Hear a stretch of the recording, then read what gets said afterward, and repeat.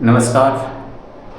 महाराष्ट्रामध्ये गेल्या काही दिवसात महिन्यामध्ये एक भयंकर घडतंय का, गुन्हेगारी जी एक कळस गाठते का, असं चित्र निर्माण झालं आहे. बीड जिल्ह्यातील मासाजोगचे सरपंच संतोष देशमुख यांची अत्यंत क्रूरपणे हत्या करण्यात आली. त्यामुळे महाराष्ट्र हळहळला. दुसरीकडे परभणी येथील एका युवकाचाही पोलीस कोठडीमध्ये संशयास्पद असा मृत्यू झाला. त्यामुळेही या भागातील नागरिक आणि हा समाज मोठा आक्रमक झाला आणि त्याला न्याय मिळाला पाहिजे असे यासाठी अनेक मोर्चे आंदोलने झाली. या दोन्ही प्रकरणामुळे महाराष्ट्र एक बिहार होतोय का अशी परिस्थिती निर्माण झाली.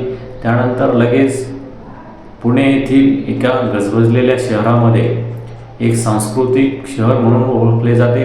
राज्यातून युवक युवती येथे रोजगारासाठी आणि शिक्षणासाठी येथे मोठ्या प्रमाणात येतात. मात्र येथे एका स्वारगेट येथील एका बसमध्ये, शिवशाही बसमध्ये एका तरुणीवर बलात्कार केला जातो.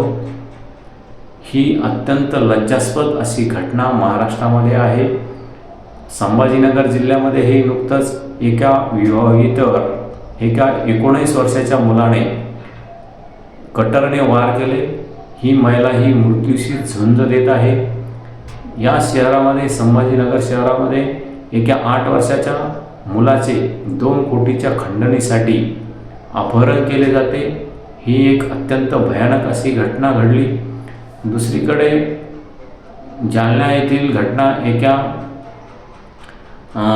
पाईपलाईनच्या वादावरून, खोदकामाच्या वादावरून एका व्यक्तीला गरम सळाईचे चटके दिले जातात आणि हा व्यक्तीही मृत्यूशी झुंज देत आहे.